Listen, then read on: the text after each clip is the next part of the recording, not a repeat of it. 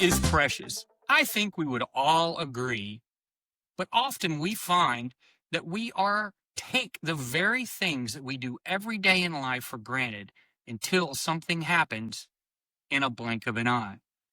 Hello, I'm Tom Russo, and this is In a Blink of an Eye, where we discuss stories from ordinary people whose lives are changed in an instant and how they overcome through faith, courage, and determination. Join me on this podcast for uplifting stories of how people face various challenges to learn not to only survive, but to thrive. In a Blink of an Eye is sponsored by Marketplace.live. Find what you need and get what you want at Marketplace.live. That's Marketplace.live. Now, today I am honored. We are joined today with Mike Benoit. Mike, thank you for joining the program. Thank you, Tommy. It's a pleasure to talk with you. I am really excited to have Mike here. I gotta brag on him a little bit. I have been friends through my dad with Mike for many years. Mike, among many talents, is a professional bowler, which I think I've shared with the audience that my dad is also in the PBA, and my dad bowls with Mike not only in a league but sometimes in tournaments and things like that around the Houston and Texas area, and he is a fantastic bowler, even though he bowls from the wrong side. He's a lefty, but he does that stuff. But Mike, tell us a little bit about yourself. Tell us where you're from, where you grew up, your family, all that good stuff. Well, Tommy, I grew up in a little town called Nederland, Texas. It's in what we call the Golden Triangle. It's Oh where yeah. on the southeast side of Texas, where Beaumont, Port Arthur, and Orange kind of form a little triangle. Nederland happens to be in the hub of it. That's where I grew up. It's a small blue collar area, industrialized. A lot of small town traits. But there's, some amenities there. So we all grew up knowing one another. It was just a real fun place to grow up. And you were a multi-sport superstar, from what I understand. I tell people I used to be fairly athletic. Now I'm more of an athletic supporter. But anyway, Well, no, yeah, I'll tell you, one of Mike's wonderful traits is his humility. He's a very humble man, but he is exceptionally talented. He's one of those people that everything he touches, he just seems to be really, really good at. yeah. So from Nederland, tell me your story from there. Yeah, so grew up there, went to college there, a little college called Lamar. Mm. My original plan was to go to college and get an associate degree. And after 2 years, my plan was to marry my little high school sweetheart, right? Yeah. Well, she was still in school at the time. I went and got the associate degree. I told my dad, "Okay, Dad, I did my part, and but now I'm going to get into the workforce, right?" Right. He said, "So you're leaving school, right?" "Yes, sir." He said, "Well," he said, "tell you what, let me see if I can help you." Uh, my dad was a smart man. Never got past sixth grade, but pretty smart man. He worked in the oil field. He got me a job at the Texaco refinery, and I thought, "Oh man, I am set." Well, the thing is, he wasn't really with the Texaco refinery, Tommy. He set me up with the longshoremen. Ah, The longshoremen do some awfully rough jobs. longshoreman things. Yes, sir. Yes, sir. And so my dad made sure that I was on the crew that cleaned the tanks. Now, if you're not familiar with that job, as the tankers come in, they had sludge, crude, wax in those tanks, and somebody's got to go down in those hulls with mops and buckets and scrapers and That's where you learned your humility, right? that. I was in that. It's interesting because the crew I was with, once you left the job, you had to throw away the clothes. They were ruined.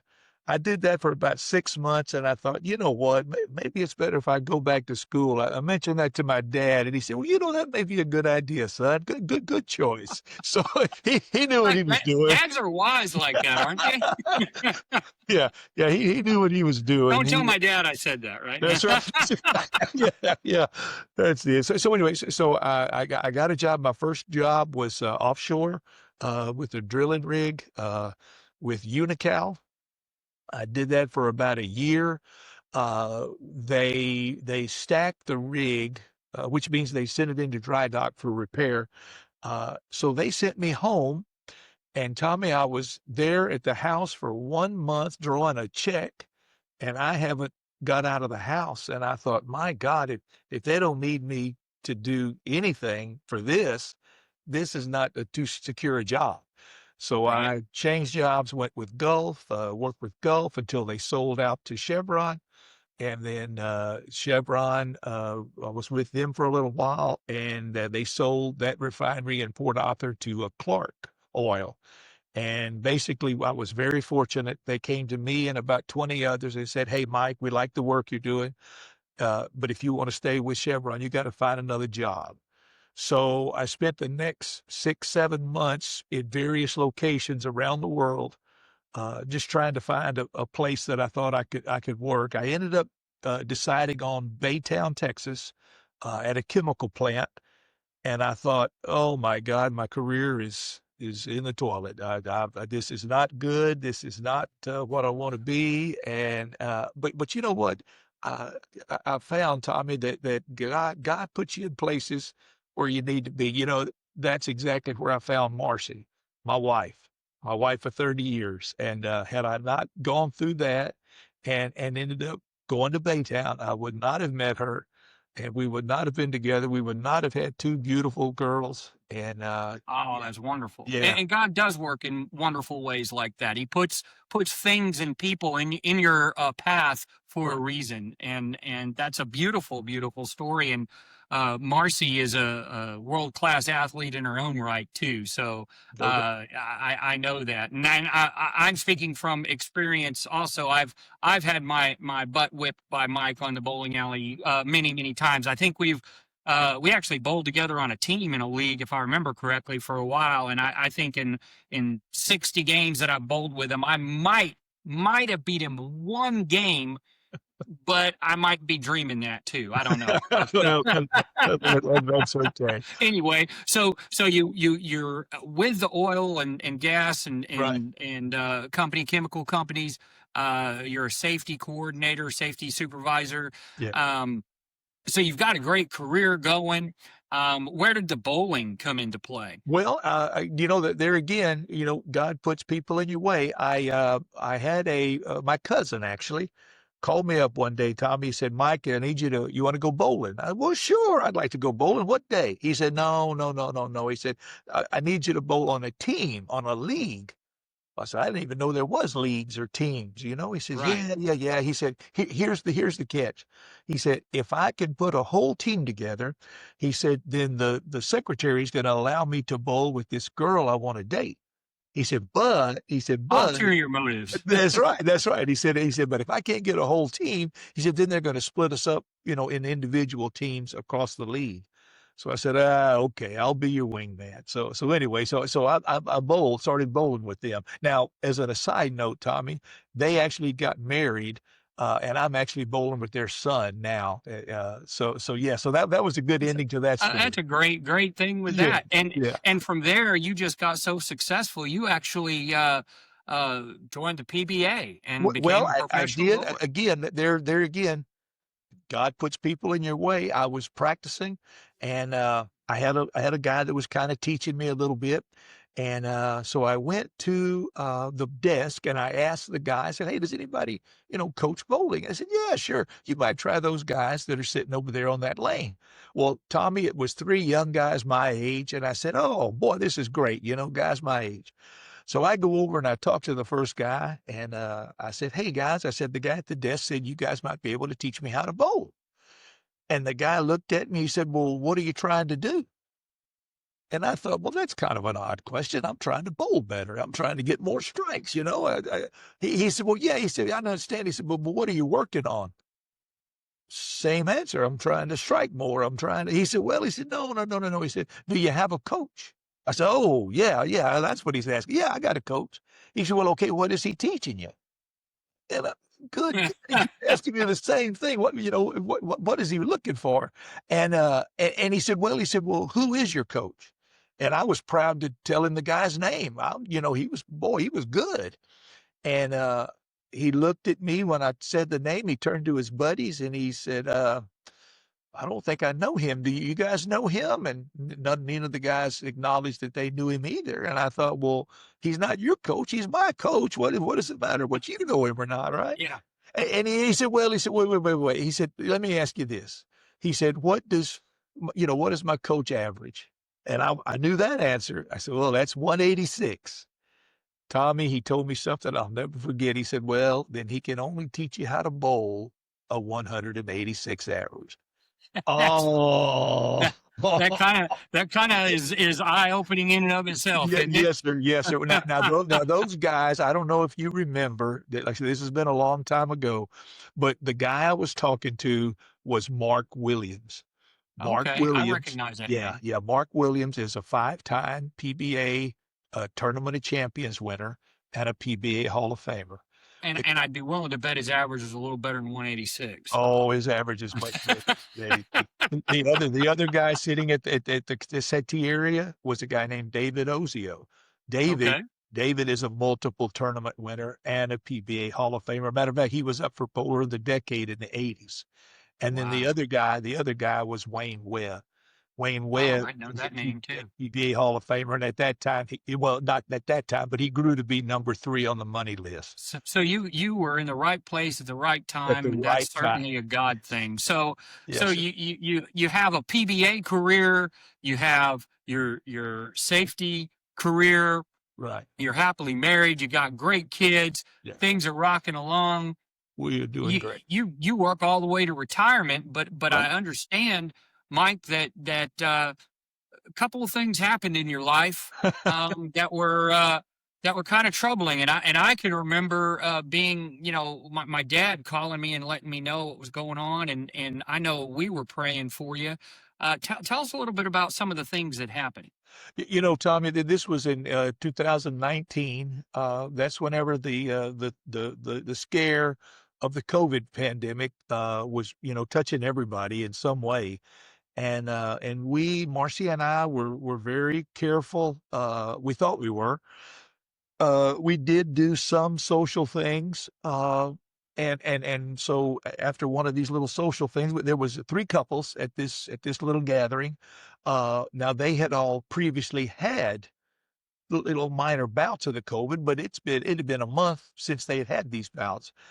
We got home and like 2 days later, and I'm feeling bad and I'm congested and it's just getting worse. Marcy, thank God, in her career she was a respiratory therapist.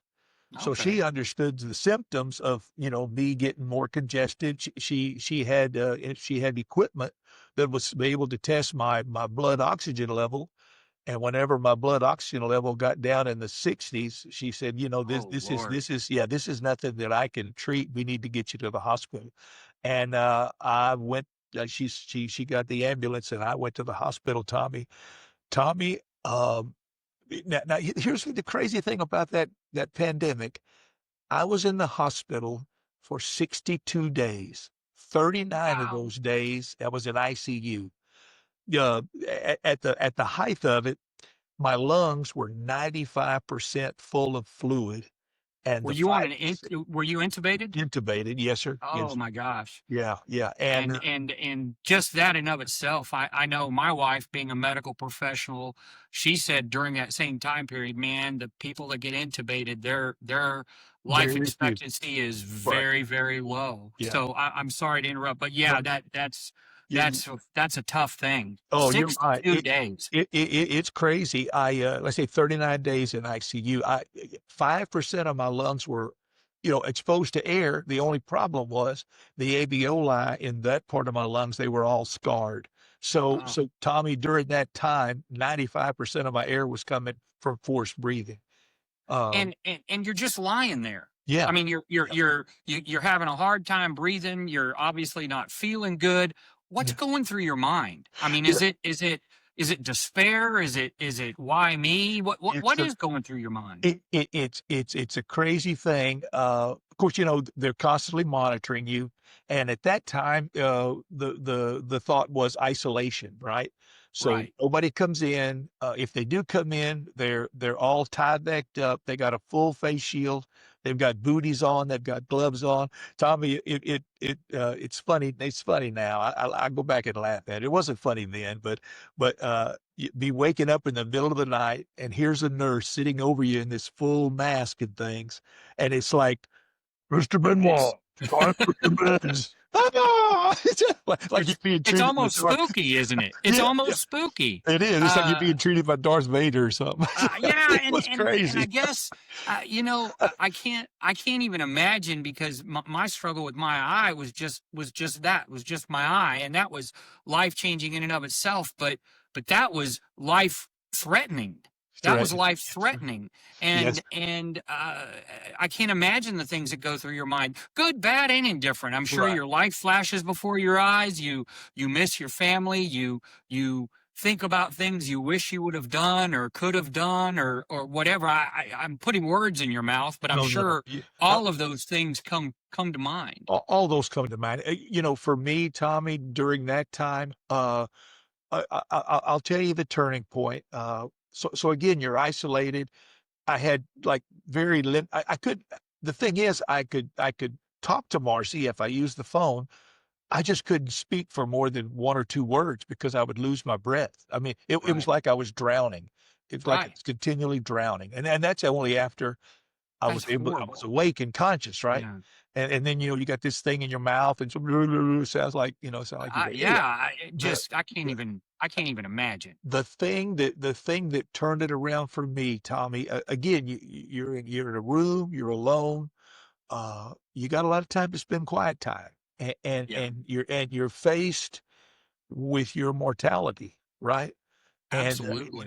have I done enough to take care of the family? Have I got this in place? Have I got that in place? At that time, I'd been retired about 3 years, and Right. so that was all in place. But yeah, the girls weren't married yet.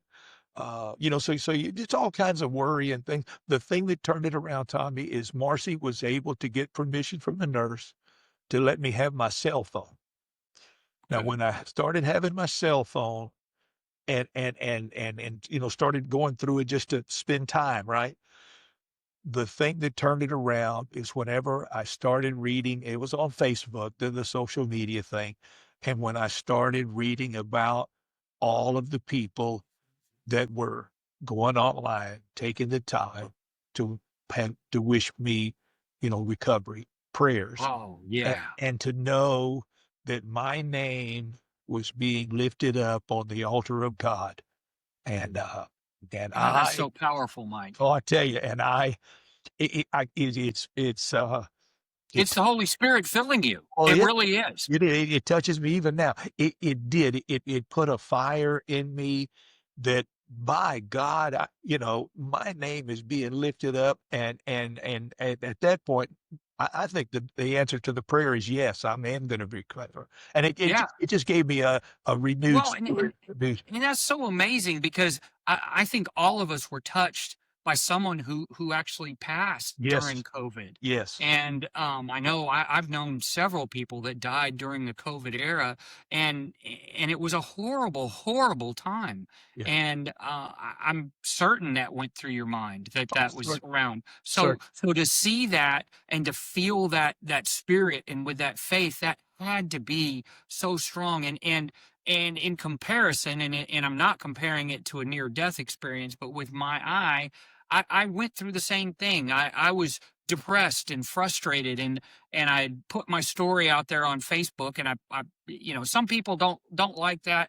I like to share what's going on in my life, and I got so many wonderful comments and Yeah, so many prayers and thoughts, and I think that turned me around too. So I definitely share that with you. Right.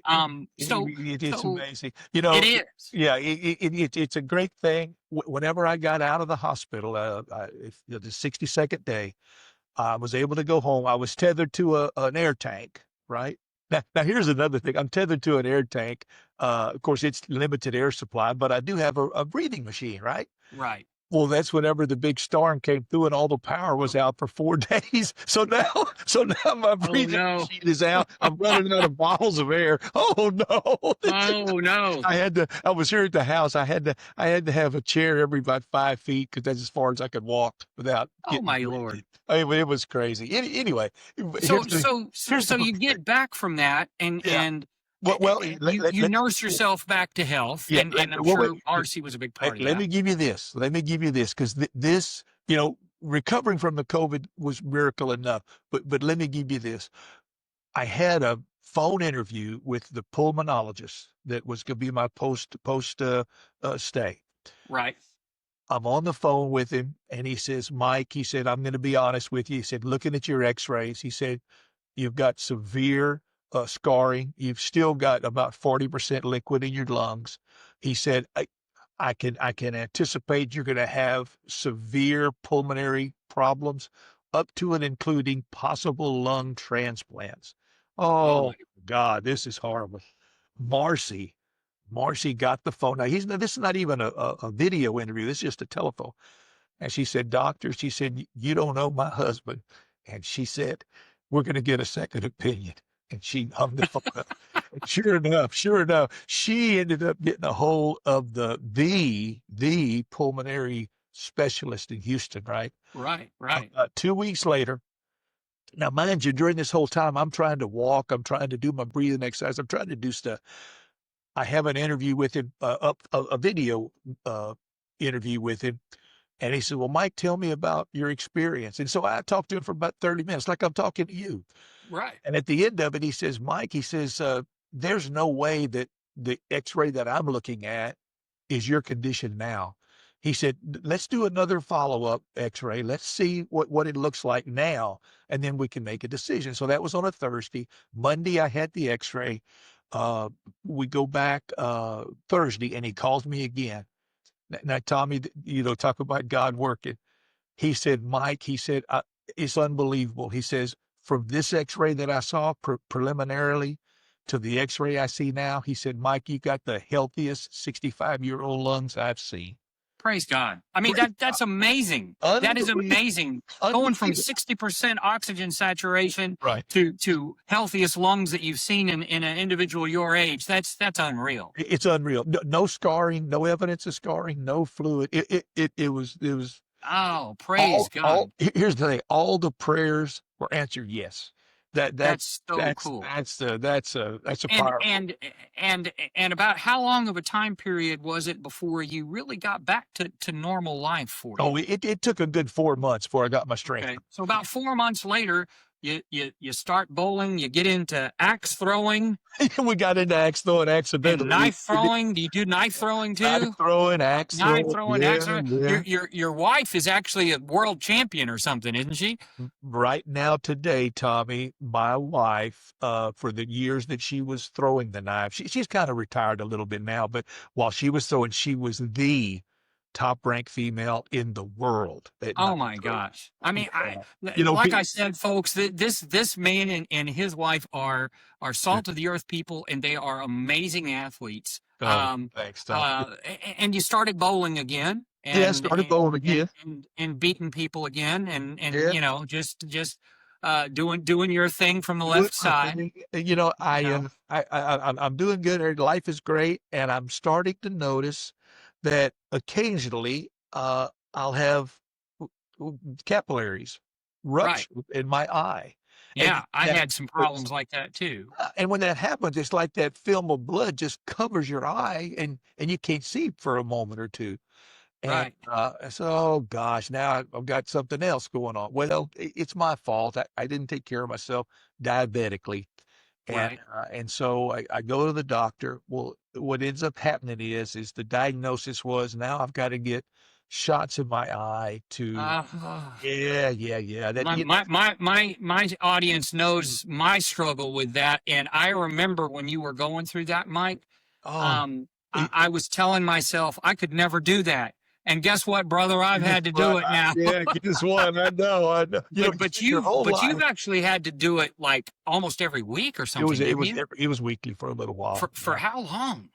For about 2 months, about 2 months, Oh my gosh! and then once that started taking effect, what it was doing, I don't know technical terms, but it was like because my eyes were rupturing, that the eye was trying to repair itself, and so it was growing renegade capillaries through my Right, eye, and so it was like right, thatching, like lattice work right. across my lid. I couldn't see, and And so I have what's called a pupillary membrane that has grown across my went over. cornea because Yeah, of all the scarring that happened with the fungal infection that I had. yeah. So I can empathize completely, and I still don't have any eyesight, but you did regain your eyesight through all of this work.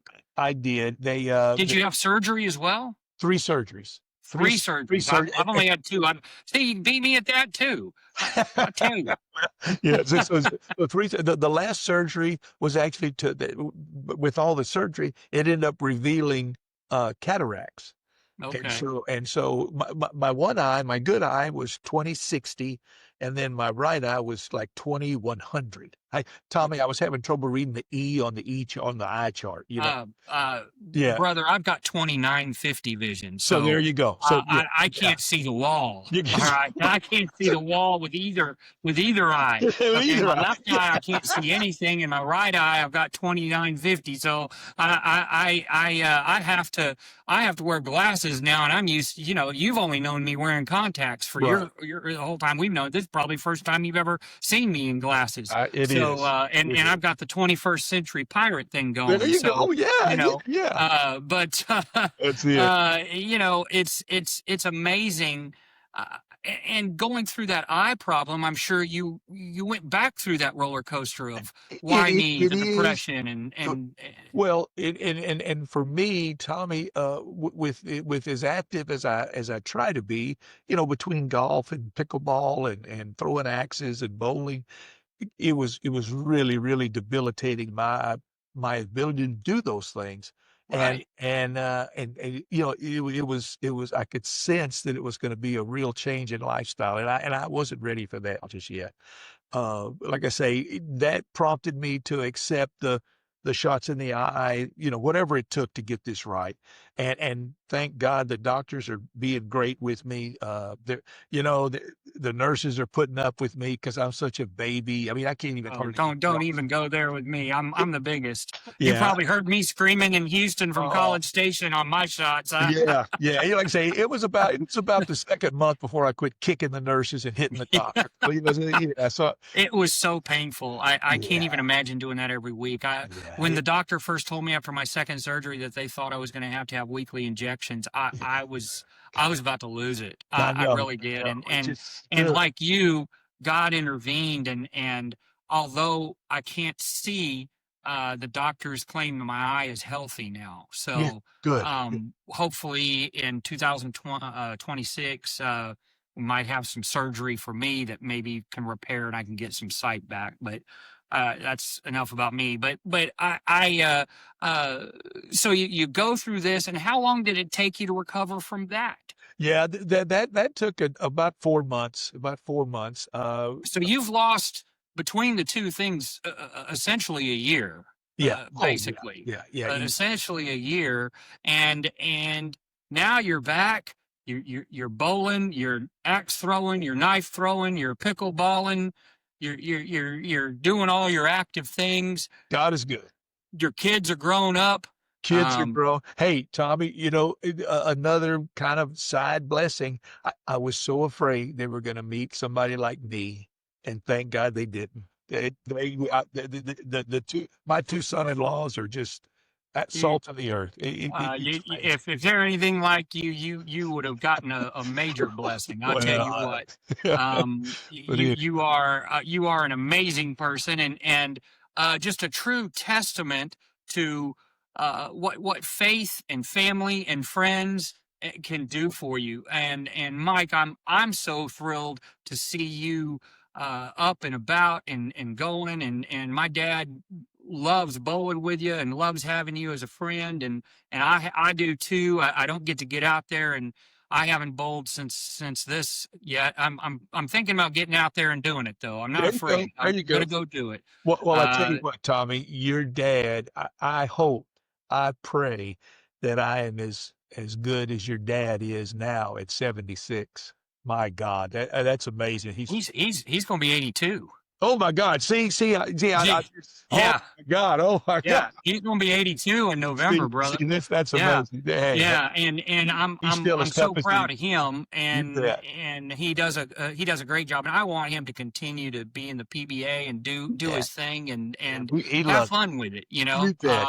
He loves it. He needs to do it. He Yeah. needs to do it. I agree. So what an amazing story and an amazing life. I'm just so thrilled for you, Mike, and I can't tell you how much I appreciate you visiting with me. We're at our 30-minute mark. It Okay. kind of goes fast, doesn't it? Yeah, yeah, it does. Um, Yeah. it does. But I'm going to kind of wrap it up here. Okay. But thank you again so much. But let me wrap it up. And Tommy, if it you was my like hearing pleasure. uplifting stories of overcoming challenges in life, click the like and subscribe button right up there. Perhaps you have a story of your own to share: an accident, sudden loss, PTSD, alcohol, drug abuse, a natural disaster, illness, and you would like to share that journey of overcoming, please contact me at the email shown right below for consideration for a future podcast interview. I rely on viewers like you to share their stories. That's where I get this. It's amazing the network and the outpouring that I've gotten from these stories. It really touches the heart. Thanks again to Marketplace.live for their continued sponsorship to bring these great stories to all of us. Marketplace.live, find what you want and get what you need. I want to thank everyone out there, especially my family, our military veterans, and first responders who put their lives on the line every day. And we can't forget our teachers and medical professionals who all make the world better one person at a time. But most of all, thank God for all the blessings in our world. We just need to make sure that we concentrate on them every single day. Until next time, carpe diem, my friends. Seize the day. Bye bye, Mike. So